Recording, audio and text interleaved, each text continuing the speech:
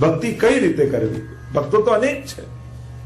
પ્રહલાદ છે, ધ્રુવ છે, અમરીશ છે, વિદુર છે, ઉદ્ધવ છે, અનેક પ્રકારના ભક્તો છે. તો કેવી ભક્તિ કરીએ? તો કહું, પ્રભુને જે ભક્તિ સૌથી અધિક ગમી એવી ભક્તિ કરવી. તો પ્રભુને સર્વથી અધિક ભક્તિ કોની ગમી છે? તો કહું, ગોપીજનોની. અને આ ગોપીજનોની ભક્તિ એ જ પુષ્ટિ ભક્તિ.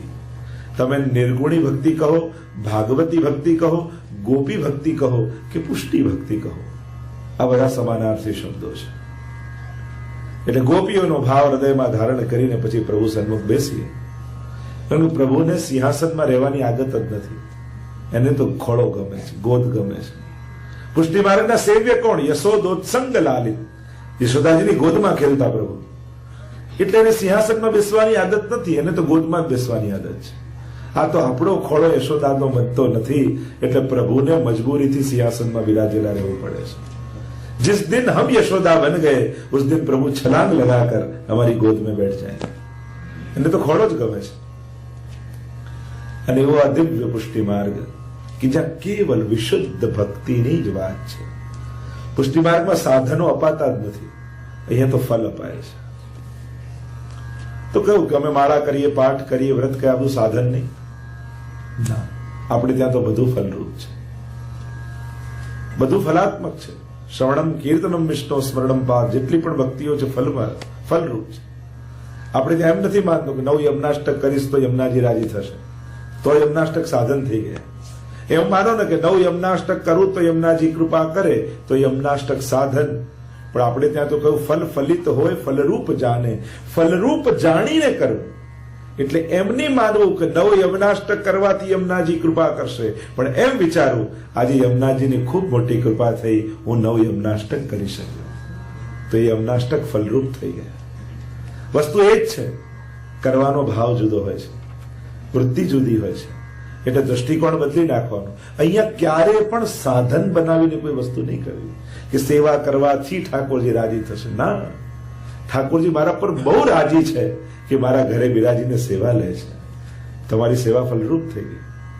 ફલ ફલિત હોય ફલરૂપ જાણે. ફલરૂપ જાણીને કરશો તો ફલિત થશે, પણ સાધન માનીને કરશો તો બધું સાધન બન્યું રહેશે.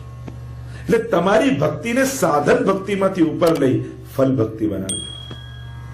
કઈ પણ ભગવાન કૃપા મેળવવા ન કરો, એમ માનો કે કૃપા થઈ રહી છે કે મારાથી આ બધું થાય છે. કથામાં આવીને કૃપા નહીં થાય, તમારા પર કૃપા થઈ કે તમે કથામાં આવી શક્યા. તમે આ ગોપીઓની ગાથા ગાઈ રહ્યા છો, નહીં તો આ એક અક્ષર પણ મોઢામાં ન આવે. આ કોઈ સાધારણ શબ્દો નથી, આ તો અનુભવો શબ્દોના માધ્યમથી પ્રગટ થયેલા છે. આના એક એક અક્ષરમાં ગોપીઓનો વિરહ ભરેલો છે. વિરહ દુર્લભ છે. પશ્ચાતાપ અને વિરહમાં ફરક છે. આપણે જે નિશાસા નાખીને મારાથી તો આ નથી થતું, પેલું નથી થતું, એ વિરહ નથી હોય, તો પશ્ચાતાપ છે. એટલે પશ્ચાતાપ ને વિરહ ન ગણતા. આ બંનેમાં બહુ મોટો ફરક છે, આસમાન જમીન. જીવ બાળ્યા કરવું એ વિરહ ન કહેવાય. વિરહ તો ફલાત્મક છે. પ્રભુ કૃપા કરી વિરહનું દાન આપે. પ્રભુને યાદ કરીને આંખો બીજાય ને, એ તો સૌભાગ્યની વાત છે. સામે પ્રભુ હોય ને આનંદ મેળવવી એક જુદી વાત, એ સંયોગનો આનંદ. પણ વિપ્રયોગનો આનંદ પણ અનુભવ કરવો જોઈએ. અમારા ગોપીઓ જો વિરહ, વિયોગ અને વિપ્રયોગ 3 શબ્દો છે. એક છે વિયોગ, છૂટા પડ્યા હોઈએ, મળવાની ઈચ્છા હોય પણ હજી વિયોગ જ, ક્યારે મળ્યા જ ના હોઈએ. બીજો વિરહ, એકવાર મળીને પછી વિખૂટા પડે, આ ગોપીઓનો વિરહ છે. અને ત્રીજો છે વિપ્રયોગ, જે ભ્રમર ગીતમાં અનુભવ કરાવ્યો ગોપીજનોએ. એમ દેહથી અંતરાય છે પણ અંતરમાં આત્મરમણ છે. જે ભ્રમર ગીત સમયે ગોપીઓની અવસ્થા છે, દેહથી અંતર લાગે પણ એ મિલોનું અંતર હોય, દિલોનું ન હોય. ક્યાંક ડિસ્ટન્સ છે. જો ભગવાન અને આપણી વચ્ચે ડિસ્ટન્સ છે કે વોલ છે? ભગવાન અને આપણી વચ્ચે અંતરાય છે કે અંતર છે? અંતરાય કે અંતર? અંતરાય છે. અંતર તો ડિસ્ટન્સ તો ક્યાંક ને ક્યાંક અંતર ખાપો એ ડિસ્ટન્સ કહેવાય. આપણે જે ક્ષણે ને જે જગ્યાએ છીએ એ જ ક્ષણે ને એ જગ્યાએ ભગવાન છે કે નહીં, છે ને? તો અંતર તો છે જ નહીં. અજ્ઞાનનો અંતરાય છે. ગોપીઓની ભ્રમર ગીતની અવસ્થા એવી છે કે દેહથી અંતર લાગે પણ આંતર રમણ છે. હૃદય પ્રભુની સાથે નિકટતાનો અનુભવ કરે છે, સ્વાનુભાવનો અનુભવ કરે છે. એટલે બંને અવસ્થાનો ગોપીજનો અનુભવ કરી રહ્યા છે, વિપ્રયોગ અને સંયોગ બંને. અને એ અવસ્થામાં ત્રણ વસ્તુ બતાવી: વિયોગ, વિરહ અને વિપ્રયોગ. વિરહ પણ ત્રણ પ્રકારના કયા: આદિ ભૌતિક, આધ્યાત્મિક અને આદિ દૈવિક. આદિ ભૌતિક વિરહ કયો? પોતાના દોષોનું જ્ઞાન થાય અને એમ થાય કે ક્યારે આ દોષોમાંથી છૂટી પ્રભુનો અનુભવ કરીશ, પ્રભુની ભક્તિ કરીશ, અને પ્રભુનું સ્મરણ થાય દોષોના જ્ઞાન દ્વારા. એ ભૌતિક વિરહ છે. પણ દોષોનું જ્ઞાન થયું, વિરહ થયો, અંતઃકરણ શુદ્ધ થયું, દોષોમાંથી મુક્ત થયા અને પછી પ્રભુને મળવાની જે ઈચ્છા જાગી, એ આધ્યાત્મિક વિરહ. અને આદિ દૈવિક વિરહ છે કે જયારે અંતઃકરણ શુદ્ધ થયું અને સ્વ સ્વરૂપનું જ્ઞાન થયું કે મારું તો મૂળ લીલામાં સખી સ્વરૂપ છે, અને પ્રભુને પામવાનો જે વિરહ જાગ્યો, એ આદિ દૈવિક વિરહ છે. તો વિરહ એ ફલ છે. સેવા કરતા કરતા પ્રભુ પ્રસન્ન થઈને વિરહનું દાન આપે છે. વિરહ દુર્લભ છે. ગુસાઈજી પ્રભુચરણનો વિરહ તમે જુઓ વિજ્ઞપ્તિમાં, કે જયારે 6 મહિના સુધી વિયોગ થયો, વિપ્રયોગ થયો ગુસાઈજીનો શ્રીનાથજી સાથે, અને ત્યાં ચંદ્ર સરોવરની બેઠકજીમાં ગુસાઈજી વિરાજતા રોજ એક શ્લોક લખી શ્રીનાથજી બાબાને મોકલે છે, અને સામેથી શ્રીનાથજી બાબા એક શ્લોક લખીને મોકલે છે. અંબોદસ્સ સ્વભાવો એમ સમય વારી મુંચતી તથાપિ ચાતક ખિન્ન રટત્યેવ ન સંશય. એ ચાતકને ખબર છે કે મારે સ્વાતિ બિંદુ જ પીવાનું છે, છતાંય આખો વર્ષ એ સ્વાતિ બિંદુની પ્રતીક્ષામાં બેઠો રહે છે. પ્રભુ આપ કૃપા કરવાના છો એ નિશ્ચિત છે, પણ વિરહ અમારા જીવનો સ્વભાવ છે, આપના વગર જીવી નહીં શકીએ. તો અહીંયા ગોપીઓની અવસ્થા એ વિરહની અવસ્થા છે, અને વિરહ દુર્લભ છે. શું ક્યારે રાતના વિચાર કરતા કરતા એમ થયું કે અરે પ્રભુ 20 વર્ષ થઈ ગયા બ્રહ્મ સંબંધ લીધે, હજી ઠાકોરજીની સેવા મારા ઘરે બિરાજી નથી. પ્રભુ ક્યારે કૃપા થશે? ક્યારે આ દેહથી ભગવત સેવાનો અમે એ સુખ લઈ શકીશું? પ્રભુ ઉંમર તો જઈ રહી છે, ક્યાં વૃદ્ધાવસ્થા આવી જશે ખબર નહીં પડે. પ્રભુ હવે ક્યારે કૃપા? આ વિચાર કરતા કરતા ક્યારે આંખો ભીજાઈ, ઓસીકું ભીનું થયું. વિચાર તો કરો, ક્યારે આ થશે? જો ગમે તેટલા મોટા મા બાપનો દીકરો હોય ને, સુખી ગમે તેટલા હોય, એ ક્યારે એમ ના કે બેટા 10th માં છું, ભલે 2-4 વર્ષ ફેલ થઈ જાય, વાંધો નહીં, શાંતિથી ભણજે. એ તો એમ કે તું કે ટ્યુશન રખાવો, ક્લાસીસ ભરાવો, પણ આ જ વર્ષે નીકળી જજે. એમ જયારે સદગુરુ મળે ને ત્યારે એને ચિંતા થાય, હવે સમય નથી, આ જ વર્ષે શરૂ કરી દેવું છે. હવે નહીં તો ક્યારે? કઈ સગવડતા અને અનુકૂળતાની રાહમાં આપણે બધા બેઠા છે. અબ નહીં તો કબ કરેંગે? ક્યારે કરીશું? લોકો એમ પ્લાનિંગ કરે ગડપણમાં એટલે એવું થયું કે દેખાતું બંધ થશે ત્યારે દર્શન કરીશ, સંભળાવાનું બંધ થશે ત્યારે કથા સાંભળીશ, પગ ચાલવાના બંધ થશે ત્યારે સેવા કરીશ. ગડપણનું પ્લાનિંગ એટલે જ થયું. પણ ચોખ્ખે ચોખ્ખું કહું, નથી થતું. પછી અત્યારે અવસર છે, મોકો છે, શરીર સાથ છે, કરવાના. અને જે કર્યું એ તમારું, રહી ગયું એ રહી ગયું. અવસર બેર નહીં આવે. ભગવદીઓ તો ચેતવે છે, વારે ઘડીએ આવા મોકા નહીં આવે. શું આપણા કર્મ પરથી એમ લાગે છે કે આવતા જન્મમાં માણસ થઈશું, અને એમાં વૈષ્ણવના ઘરમાં જન્મ મળશે? પ્રભુ આ એક ચાન્સ નથી આપ્યો આપણને. એક તો મનુષ્ય દેહ, પણ વૈષ્ણવ કુળમાં, વૈષ્ણવ પરિવારમાં, જ્યાં ભક્તિની બધી જ અનુકૂળતાઓ હોય. આવો અવસર પછી ક્યારે મળશે? ક્યારે? કોણ જાણે? એટલે નિશ્ચિંત બનીને નહીં રહેવું ભક્તે. ભક્તિ તો ચિંતિત રહેવું કે હું ક્યારે આ બધું કરીશ, ક્યારે આ બધા ગ્રંથો વાંચીશ, ક્યારે મારા ધર્મને જાણીશ, ક્યારે આ બધું થશે? તાપ રાખો હૃદયમાં. અને પ્રભુએ અવસર આપ્યો હોય, મોકો આપ્યો તો શરૂ કરી જ દેવું. ભલે થોડાથી શરૂ કરો, પણ શરૂ કરો. બહુ રાહમાં ન બેઠા રહો. બહુ અનુકૂળ સંજોગોને, અને જે બહુ અનુકૂળતાની રાહ જોઈને બેઠા હોય છે ને, એ નથી કરી શકતા. પણ જે કરવા લાગે છે ને, એમને અનુકૂળતા ચોક્કસ થઈ જાય છે. એ મારો અનુભવ છે. જે અનુકૂળતાઓની રાહમાં બેઠા રહે એ ક્યારેય કરી શકતા નથી, પણ જે શરૂ કરી દે છે એને ઠાકોરજી ચોક્કસ અનુકૂળતાઓ કરી આપે છે, જરૂર કરી આપે છે. એટલે શરૂ કરી દો. ભક્તિ એ કેવલ પુસ્તકો કે પોસ્ટરોમાં લગાવો, આખી ગીતાજી મોઢે કરી લો, પણ એનાથી શું? એ ગીતાજીને જીવવું, ભાગવતજીને જીવવું એટલે આપણી પુષ્ટિ માર્ગી સેવા. તમને ભલે ને ભાગવતજીના શ્લોકો મોઢે થઈ જાય, ગીતાજીના શ્લોકો મોઢે, ઉપનિષદના શ્લોકો, પણ એ મોઢે થવાય. કોઈની રેસીપી મોઢે કરી લેવાથી શું? બનાવીને કોઈને જમાડો તો કામનું. એમ આખી ગીતાજી ભગવાનને સંભળાઈ આપ્યો. ઠાકોરજી કે મને તો મોઢે જ છે, આ બધું તું કર, તારા માટે કહ્યું છે. યદ કરોસી યદસ્નાસી યદ જોહસી દદાસી યદ તપસ્યસી કૌંતેય તબ કુરુસ્વ મદર્પણમ. मेरे तो आधार है श्री वल्लभ के चरणारविंद, मेरे तो आधार है श्री वल्लभ के चरणारविंद, वल्लभ के चरणारविंद, विठ्ठल के चरणारविंद, वल्लभ के चरणारविंद, श्री विठ्ठल के चरणारविंद, श्री वल्लभ के चरणारविंद, विठ्ठल के चरणारविंद, वल्लभ के चरणारविंद, विठ्ठल के चरणारविंद. गोवर्धननाथ की जय. જો ઠાકોરજીએ કેવા તમને આગળ બોલાવી લીધા. ઠાકોરજી કે આગળ આવો. શ્રીનાથજી પર વાત તો ઊંચો વાત કરીને કે આવો આવો આવો. આપણે દૂર જતા જઈએ, ઠાકોરજી નજીક બોલાવતા જાય.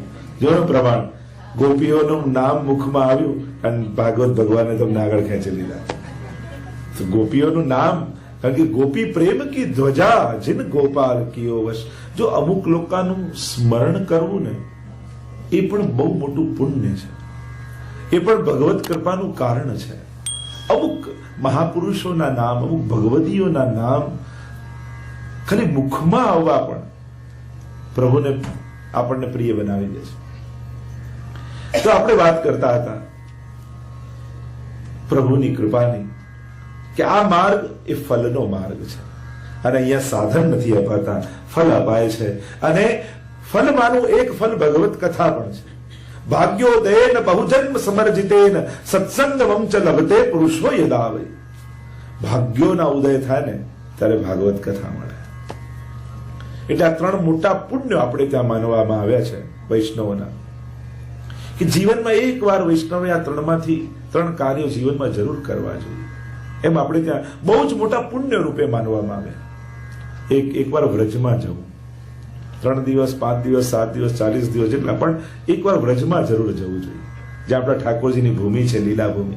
બીજું, એ જીવનમાં એકવાર ગૌદાન જરૂર કરવું, યા ગાયની સેવા જ્યાં થતી હોય ત્યાં મદદ કરવી, પણ જીવનમાં એકવાર ગૌદાન કરવું જોઈએ આપણે ત્યાં પુણ્ય. ત્રીજું, જીવનમાં એકવાર ભાગવત કથા કરવી જોઈએ.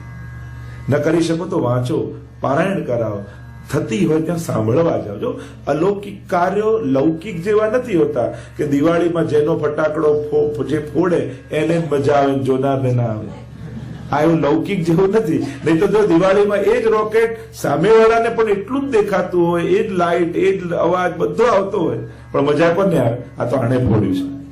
પણ કથામાં એવું ના હોય કે આણે લખાયું, તો જે સાંભળે એની થઈ જાય કથા. તો અલૌકિક કાર્યો તો એવા છે કે બધા માટે નિમિત્ત કોઈને બનાવે. પણ એમ કહ્યું કે ભાગવતજી તો પરીક્ષિતનું, સુખદેવજીનું, કોઈ કહી શકે આવું?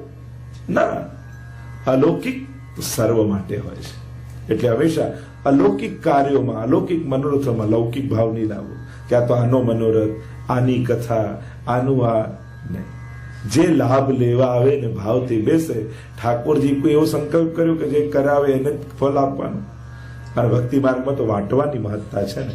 તમે નિમિત્ત બન્યા અને અનેક લોકો એનો લાભ લીધો, એનાથી મોટું પુણ્ય બીજું કોઈ નથી. અલૌકિકતામાં તો વાંટવાની ભાવના આપણી થાય કે જેટલા લોકો લાભ, જેમ પ્રસાદમાં કેમ જેટલા વધારે લે એટલું પુણ્ય, કથામાં જેટલા વધારે લોકો શ્રવણ કરે એટલું ફળ છે. અને એટલા માટે એવી આ અલૌકિક ગાથાઓ છે. તો એ ભાગ્યોદયેન બહુજન્મ સમર્જિતેન સત્સંગમં ચ લભતે પુરુષો યદા. આ સત્સંગ દુર્લભ છે. અને એટલા માટે ગોપીઓ કહે, પ્રભુ આપના જેવી જ એક બીજી વસ્તુ અમને મળી છે. પ્રભુ કે શું છે? અને ગોપીઓ ગાન કરતા બોલ્યા, તથામૃતમ તપ્ત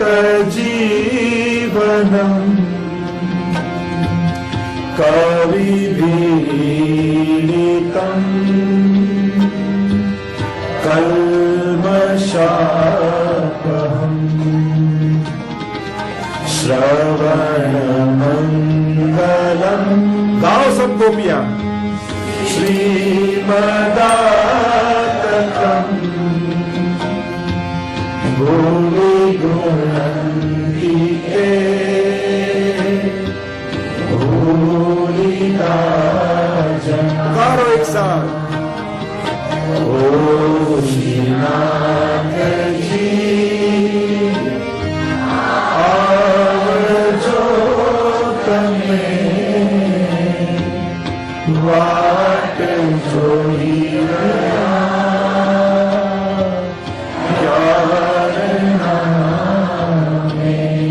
प्रभु बुला रही है आपको, प्रकट हो जाए। અહીંયા આજે કોઈ પુરુષ નથી, આજે ગોપી ગીત ગાનારો વ્યક્તિ દરેક ગોપી જ છે અને ગોપી બનીને જ ગાવું, આ ભાવનો વિવેક છે. આપણે ત્યાં જે પદ ગાતા હોઈએ જેવા ભાવનું હોય એ ભાવ હૃદયમાં ધારણ કરીને ગાવું. અહીંયા વ્યક્તિ બનીને ન સંભળાય, ગોપી બનીને સંભળાય. હું ફલાણા ભાઈ ફલાણા એ બધું બાર ચપ્પલ સાથે કાઢીને આવું. ગોપી ગીતમાં તો ગોપીઓ જ આવવી જોઈએ. હા, ગાવા માટે ગોપી બનવું પડે અને ગોપીનો ભાવ હૃદયમાં ધારણ કરીને જયારે ગાઓ તો આ સ્તોત્ર, આ ગોપી ગીતનો એવો પ્રભાવ માનવામાં આવ્યો છે. આચાર્યોએ કહ્યું છે આ ગાય અને એકવાર નિશ્ચિત પ્રભુના દર્શન થાય. એવી મહત્તા ગોપી ગીતની છે. કે ગોપી ગીત જયારે ગાય પ્રભુ વિહળ બની જાય, એને પ્રગટ થવું જ પડે. પ્રભુને પ્રગટાવનારું કોઈ ગીત હોય તો આ ગોપી ગીત છે. ગીતા એ ભગવાનનું ગીત છે અને ગોપી ગીત એ ગોપીઓનું ગીત છે. ગવ્ય ઇતિ ગીતા, वो પ્રભુને ગાઈ, એ રણમાં ગાઈ અને યુદ્ધના મેદાનમાં, અને આ તો રાસમાં ગાઈ છે. આ વૃંદાવન છે, ત્યાં કુરુક્ષેત્ર છે, ત્યાં યોદ્ધાઓ છે, આ ભક્તો છે. અહીંયા તમે સમાનતા કરો તો ઘણી સમાનતાઓ કરી શકાય ભગવાનના ગીતમાં ને ગોપીઓના ગીતમાં. ये गोपियां कहती है तव कथामृतम तप्त जीवनम, आपकी कथा संसार से तपे हुए जीव को शांति देने वाली, शांति આપે. અને સૌથી મોટી વાત, આટલા દિવસ આટલા કલાક કોઈને નડ્યા નહીં એ ઓછું છે. અત્યારના સમયમાં તો નડવું નહીં એ પણ મદદ છે. કોઈના માટે આટલા કલાક ખરાબ ન વિચાર્યું એ પણ મોટી વાત છે. મન ભગવાનમાં મગ્ન રહ્યું એ પણ મોટી વાત છે. જેમ નહાઈએ કેટલા મિનિટ, 10 મિનિટ 15 મિનિટ ડૂબકી લગાવીને બહાર નીકળો પણ આખા દિવસ ફ્રેશ રહો કે નહીં? એમ ભલે ને 3 કલાક નાહો પણ આખો જન્મ તમારો ફ્રેશ થઈ જાય, શુદ્ધ બની જાય, પવિત્ર બની જાય. અને એટલા માટે આ કથા તો આપણા તો આચાર્યો કહે કે આનું પાન કરતા જ રહેવાનું, મનને પવિત્ર કરવાનું. આના સિવાય બીજું કોઈ સાધન જ નથી દુનિયામાં. કોઈ પણ વસ્તુ મનને પવિત્ર નથી કરી શકતી. પવિત્ર કરવા માટે ભગવત કથા જ છે. અને એટલા માટે જીવનમાં આટલી વસ્તુની શુદ્ધિ આપણા આચાર્યોએ બતાવી. આચરણ શુદ્ધિ, વિચાર શુદ્ધિ, ઉચ્ચાર શુદ્ધિ, આચાર શુદ્ધિ, વ્યવહાર શુદ્ધિ, અનેક પ્રકારની શુદ્ધિ જીવનમાં સિદ્ધ કરવાની. અને આ બધાની શુદ્ધિ કથા દ્વારા થઈ જાય, કથા જીવનમાં ઉતરે. અને એટલે અમારા વ્રજના અને સંતો કહે ને કે આપણે પાન લગાડીએ તો ચૂનો નાખીએ, વરિયાળી નાખીએ, સોપારી નાખીએ, બધું મોઢામાં નાખો તો લાલી ના આવે, પણ કથો લગાડો ને પછી પાન મોઢામાં મૂકો તો લાલી આવી જાય. એમ જીવનમાં કથા આવે ને જેના જીવનમાં, એના ચહેરા પર લાલી આપમેળે આવી જાય. कथा जिसके जीवन में प्रवेश करती है उसके मुख पे लाली अपने आप आ जाती है. तो ऐसी ये प्रभु की कथा, बड़े बड़े भूरिदा जना, बड़े बड़े देवताएं विद्वान कथा के लिए लालायित रहते. और विचार करो केवा केवा विद्वान, स्वयं ब्रह्माजी होय, नारदजी होय, सनत कुमारो होय, व्यासजी होय, સુખદેવજી હોય. આ સુખદેવજી પણ પેલા નિરાકાર બ્રહ્મના ઉપાસક હતા અને પિતાનું ઘર છોડીને ભાગ્યા. યમ પ્રવ્રજંતમનુપેતમ અપેત કૃત્યમ દ્વૈપાયનો વિરહ કાતર આજુહાવ પુત્રેતિ તન્મયતયા તરવો વિનેદુ તમ સર્વભૂત હૃદયમ મનિમાનતોસ્મિ. ઘર છોડ, જન્મની સાથે 16 વર્ષ સુધી માના ગર્ભમાં રહ્યા, જન્મ લીધો અને ભાગ્યા ઘર છોડી. નિરાકાર બ્રહ્મના ઉપાસક ભાગ્યા. કેમ? તો કે મોહનો ડર છે કે પ્રેમ કોઈ સારો વ્યક્તિ મળશે તો મોહ થઈ જશે, ખરાબ મળશે તો દ્વેષ થશે, બંને બાંધનારા છે. મારે તો ક્યાંય બંધાવું નથી. અને વનમાં જઈને નિરાકાર બ્રહ્મની આમ ધ્યાન કરીને ઉપાસના કરે. જો મર્યાદા ભક્તિ ને પુષ્ટિ ભક્તિનો ફરક આ મર્યાદા ભક્તિમાં ધ્યાન કરીને હૃદયમાં ભગવાનને પધરાવવા આ સાધારણ ભગવાનનો અનુભવ. પુષ્ટિ માર્ગમાં તો આ જ ઇન્દ્રિયો દ્વારા ભગવાનને અનુભવવામાં આવે છે. આ જ આંખોથી જોવા છે, આ જ ત્વચાથી સ્પર્શવા છે. આપણે તો આ જ ઇન્દ્રિયો દ્વારા અનુભવ કરવાનો છે. નિરાકાર બ્રહ્મની ઉપાસના કરે. વ્યાસજીને થયું કે મારા ભાગવતજીનો ઉત્તરાધિકારી કોણ ભણે અને શ્રેષ્ઠ કોઈ અધિકારી હોય તે સુખદેવજી છે. પણ એ તો નિરાકાર બ્રહ્મની ઉપાસનામાં લાગ્યા છે. શું કરવું? યુક્તિ કરી. પોતાના કેટલાક શિષ્યો હતા ને એમને ભાગવતજીના શ્લોકો ભણાવ્યા અને કહ્યું હવે વનમાં તમે ફૂલો ચૂંટવા જાઓ ને ત્યારે આ શ્લોકો ગાતા ગાતા ફૂલો ચૂંટજો ઠાકોરજી માટે. અને યુક્તિ આપી. થયું કે જો આ શ્લોકો સુખદેવજીના કર્ણમાં પડ્યા ને તો એને સાકાર બ્રહ્મમાં આસક્તિ થશે અને ખેંચાઈને ભાગવતજી ભણવા આવી જશે. અને હવે રોજ સવાર પડે અને શિષ્યો જાય વનમાં, ફૂલો ચૂંટતા હોય, એક એક ચૂંટે છાપમાં ભરતા જાય અને ગાન કરતા જાય. બરહા પીરમ નટવર વપુ કર્ણયો હરિકારમ વિપ્રભાસ કનક કપીશમ વૈજયંતીમ ચ માલા રંદ્રાન વેણો અધર સુરયા પૂરયન ગોપવૃંદે. બરહાપીડમ. સુખદેવજી ધ્યાનમાં બેઠા છે અને નિરાકાર બ્રહ્મની ઉપાસના કરી રહ્યા છે. અને જ્યાં શિષ્યોએ શ્લોક ગાવાની શરૂઆત કરી, બરહાપીડમ નટવર વપુ કર્ણયો કર્ણિકારમ. ફર ફર ફર ફર ફર ફર ફર ફર ફરકતું મોરપીંછ દેખાવા લાગ્યું સુખદેવજીને ધ્યાનમાં. બરહાપીડમ નટવર વપુ કર્ણયો કર્ણિકારમ. સુખદેવજી આમ ધ્યાનમાં બેઠા છે અને ફર ફર ફર ફર ફર ફર પર્વતમાં ફરકતું એ મોરપીંછ દેખાય. બરહાપીડમ મયુરપીંછ. આશ્ચર્ય થયું કે આ પીછું કેમ ધ્યાનમાં? ક્યારે આવું થયું નથી. આ કોનું પીછું મસ્તક પર કોણે ધર્યું છે? કોણ છે? નટવર વપુ. ચરણારવિંદ દેખાયા, કટી દેખાઈ, ગ્રીવા દેખાઈ, ત્રણેય રૂપથી ભંગ દેખાય. અરે આ કોણ છે? કર્ણયો કર્ણિકારમ. બંને કાનમાં ઝૂલતા કર્ણિકારનું પુષ્પ દેખાયું. અરે આ છે કોણ? બરહાપીડમ નટવર વપુ કર્ણયો કર્ણિકારમ બિભ્રદ્વાસ કનકપીશમ. એટલામાં જોરથી પવન ચાલ્યો અને હવામાં લહેરાતું સુંદર પીળું પીતાંબર દેખાયું. અરે આ છે કોણ? ધ્યાનમાં બેઠા અને આવું તો ધ્યાનમાં ક્યારે ચિત્ર નથી આવ્યું. મોરપીંછ દેખાય, ફર ફર ફરકતું, અને આ સુંદર પીતાંબર દેખાય. છે કોણ? અને જ્યાં ધ્યાનમાં ઊંડા ઉતર્યા, બિભ્રદ્વાસ કનક કપીશમ વૈજયંતીમ ચ માલા. સુંદર મંદ સુગંધ આવવા લાગી.